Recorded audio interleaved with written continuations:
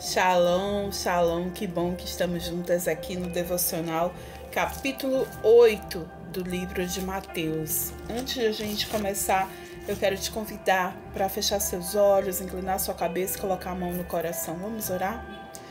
Precioso e querido amigo Espírito Santo, eis-nos aqui mais uma vez. Queremos te ouvir, te obedecer. Declaramos nossa mente e nosso coração cativos à tua voz. Fala conosco, Santo Espírito. Nós dependemos de ti. Queremos, Senhor, mais e mais de ti. Ensina-nos a tua palavra hoje, Pai. Em nome de Jesus. Em nome de Yeshua HaMashiach. Jesus o Messias. Amém? Então a gente vai começar aqui, capítulo 8 do livro de Mateus. E eu vou estar lendo aqui. Você consegue ver que a Bíblia está aqui? Está aqui. A cura de um leproso. Aqui Jesus desceu, né? A gente viu capítulo 5, 6 e 7. 3 capítulos do Sermão da Montanha, né? Quando Jesus falou das bem-aventuranças. E aqui ele desceu do monte. Ele e seus discípulos, a multidão que estava seguindo ele ali, né? E quando ele desceu, veio o leproso, né? Justamente o que a gente vai ver aqui, a cura de um leproso. Quando ele desceu do monte, grandes multidões o seguiram. Um leproso, aproximando-se, adorou de joelhos e disse: Senhor, se quiseres, pode purificar-me. E Jesus estendeu a mão, tocou nele e disse: Eu quero, seja purificado. E imediatamente ele foi purificado da lepra. Em seguida, Jesus disse: Olhe, não conte isso a ninguém, mas vá mostrar-se ao sacerdote e apresente a oferta que Moisés ordenou para que sirva de testemunho. Mais uma vez, Jesus provando, né, que veio justamente para testificar tudo que Deus tinha falado com Moisés. Ele não veio para acabar com a lei, ele veio para cumprir a lei. E aqui ele está pedindo para o leproso fazer exatamente o que Moisés tinha dito que era para fazer em caso de cura de lepra. E uma coisa interessante que a gente vê aqui sobre esse leproso, que ele pergunta: Senhor, se tu quiseres me curar. E Jesus diz: eu quero. Às vezes a gente tem dúvida, né? Será que eu mereço? Será que eu posso? E fica cheia de culpa, cheia de receios. E também tem pessoas que acham: Deus não quer me curar. Eu mereço esse castigo.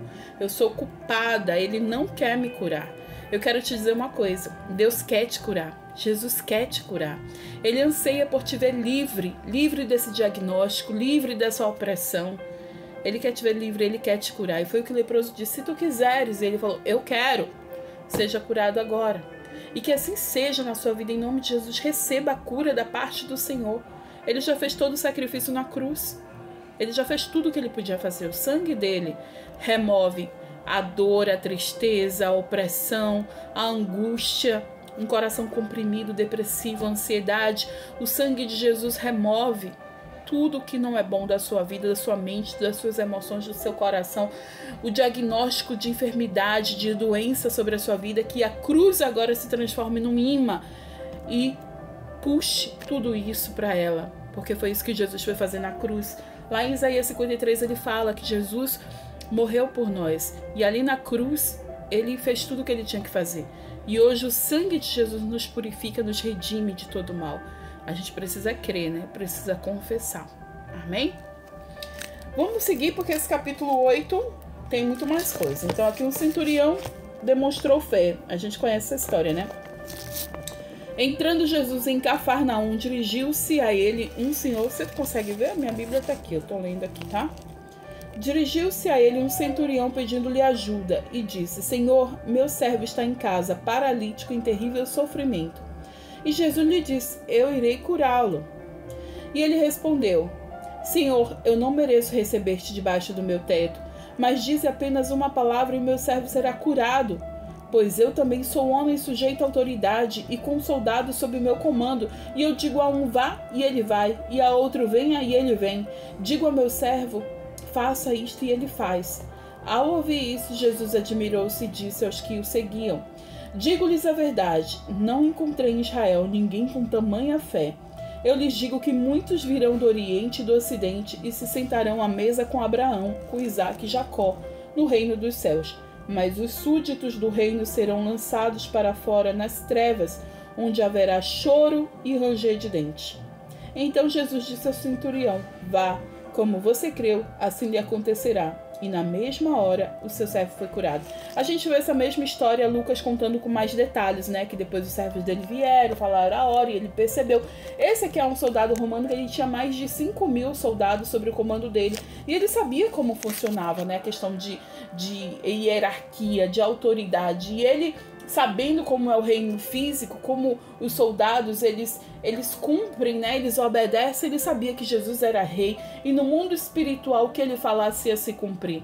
Imagina essa fé. Eu e você precisamos ter esse entendimento, assim, sabe? De que é assim que funciona o reino. É assim que funciona sobre os comandos. E a gente precisa agir de acordo com isso, com essa fé desse centurião, amém? Vamos seguir aqui. O poder de Jesus sobre os demônios e as doenças. E esse mesmo poder está sobre mim e sobre você. Versículo 14. Entrando Jesus na casa de Pedro, viu a sogra deste de cama e com febre. E tomando-a pela mão, a febre a deixou. E ela se levantou e começou a servi-lo. Ao anoitecer foram trazidos a eles muito endemoniados. E ele expulsou os espíritos com uma palavra e curou todos os doentes. E assim se cumpriu o que fora dito pelo profeta Isaías. Ele tomou sobre si as nossas enfermidades, sobre si levou as nossas doenças. Lembra que Isaías falou lá? Isaías 53, eu acabei de falar, inclusive, sobre isso, né? Que ele tomou sobre si. Uma coisa sobre a sogra de Pedro, tem uma piada aqui, né? Diz, por que Pedro negou Jesus 3 vezes? Porque Jesus curou a sogra dele. É uma piada, tá bom? É uma piada. É pra dar risada e só. Acabou, chega. Por que Pedro negou Jesus 3 vezes? Porque Jesus curou a sogra de Pedro. Mas uma coisa importante a gente observar aqui é que Jesus entrou na casa de Pedro e percebeu que a sogra dele não estava legal. E ele foi ali, tomou ela pela mão e ela foi curada. E automaticamente ela começou a servir. Você sabe que justamente eu e você somos transformadas, curadas, restauradas, libertas para servir ao Senhor? Nós precisamos servir a Deus, sabe? E quem não serve para Deus, sabe? Quem não serve para servir, não serve para nada. Eu e você precisamos servir. O nosso propósito está também nisso. De servirmos, sabe? De termos um ministério do que Deus vai me usar, o que Deus vai fazer através da minha vida, da sua vida. Nós precisamos servir, sim, na casa do Senhor, em tempo fora de tempo. Precisamos servir. Agora, o ministério não vem antes da família, não vem antes de Deus. A pirâmide, eu acho que eu já fiz isso aqui algumas vezes. A pirâmide, lá em primeiro lugar, Deus. Segundo lugar, sua família. Terceiro lugar, o ministério. Então, tudo que você vai fazer para Deus não pode atropelar. Nem a sua família, não pode. E nem a Deus. Amém? Vamos seguir aqui. Versículo 18. Quando Jesus viu a multidão ao seu redor, deu ordens para que atravessasse para o outro lado do mar. Então o mestre da lei aproximou-se e disse: Mestre, eu te seguirei por onde quer que fores. Esse mestre da lei está parecendo Pedro, né? Eu vou para onde você for, não vou deixar ninguém fazer nada contra ti. Jesus respondeu: As raposas têm suas tocas, as aves do céu têm seus ninhos, mas o filho do homem não tem onde repousar a cabeça. E outro discípulo lhe disse: Senhor, deixa-me ir primeiro sepultar meu pai. Mas Jesus lhe disse: Siga-me e deixe que os mortos sepultem os seus próprios mortos. Parece que Jesus está sendo muito grosseiro aqui, né? Muito tirano. A verdade é que ele está dizendo assim: ó, você precisa ter foco, você precisa ter propósito na vida, foco. Você me acha? Eu imagino que a gente fica a vida inteira buscando algo, né? E a gente encontra Jesus. Pra que vai perder o foco com outras coisas? E Jesus está dizendo assim, ó, não vai ser fácil me seguir, porque assim, todo mundo tem casa, eu não tenho. As pessoas têm conforto por aí, eu não tenho. Você tem certeza que vai me seguir? Não é uma tarefa fácil, não. Mas eu vou te dizer que no final tem galardão, no final tem salvação, tem vida eterna. E aleluia, estamos crentes nisso, amém? Versículo 23, esse trecho aqui é sobre Jesus acalmar a tempestade. Meu filho, acho que ele tinha 4 anos, 3 ou 4 anos, quando ele escreveu um livro. Ele ia falando para a professora. Ele na verdade estava na Rede Kids. Vou contar rapidinho, tá? Ele estava na Rede Kids, na igreja, e ele ouviu essa história pela primeira vez, de Jesus acalmar a tempestade. Aquilo ficou tanto na cabeça dele que ele repetia para todo mundo. Quando ele saiu da Rede Kids, ele falou comigo, depois falou com o pai, depois falou com o Tainá, e depois foi falando com cada um, e chegava no carro e falava. Ele chegou na escola e contou essa história, e ele repetia tanto essa história que a professora decidiu escrever um livro com ele. Enquanto ele falava, narrava e desenhava, ela escrevia. Então imagina, eu acho que ele tinha 4 anos quando ele escreveu um livro. E o primeiro livro da vida dele foi... Tem esse livro impresso aqui, tá bom? É porque eu esqueci de pegar, depois de pegar antes pra mostrar. O primeiro livro da vida dele foi sobre Jesus. Que coisa incrível, né? E foi sobre esse trecho aqui. Ele gosta muito. Entrando ele no barco, seus discípulos o seguiram. De repente, uma violenta tempestade abateu-se sobre o mar, de forma que as ondas inundavam o barco. Jesus, porém, dormia. E os discípulos foram acordá-lo, clamando: Senhor, salva-nos, vamos morrer! Ao desespero. E ele perguntou: por que vocês estão com tanto medo, homens de pequena fé? Então ele se levantou e repreendeu os ventos e o mar e fez completa bonança.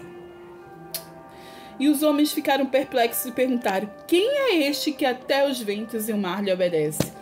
Quem é este que até... Esqueci o louvor, complete aí em nome de Jesus, mas é justamente sobre esse versículo. Que o mar lhe obedece, né? Que os ventos obedecem. Pois é, Jesus. O seu nome é Jesus, o Filho de Deus, morreu na cruz em meu lugar. Morreu e ressuscitou, igual ao meu Deus não há.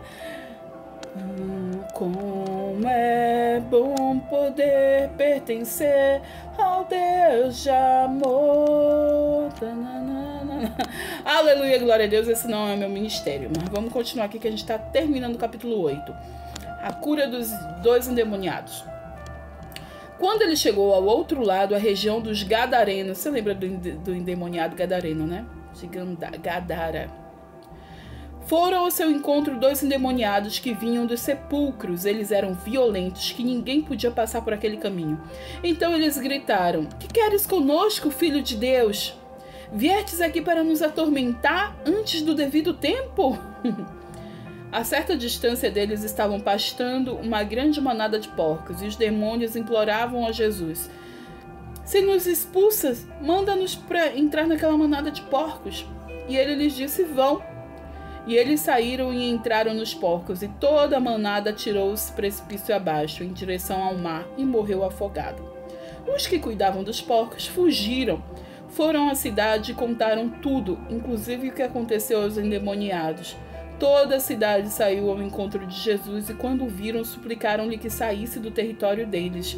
A gente vê essa mesma história no livro de Marcos e de Lucas, tem mais detalhes, né? Mas o povo não estava suportando aquela transformação, aquela cura, aquela libertação, né? Não estavam sabendo lidar com essa novidade, com esse algo sobrenatural. Imagina que eles expulsaram Jesus da sua própria cidade. Misericórdia, né? Bom, que o Espírito Santo possa te ministrar, te trazer luz e glória em nome